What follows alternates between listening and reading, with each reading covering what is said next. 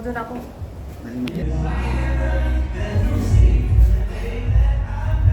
Bakit hindi kayo nag-post? Pangit.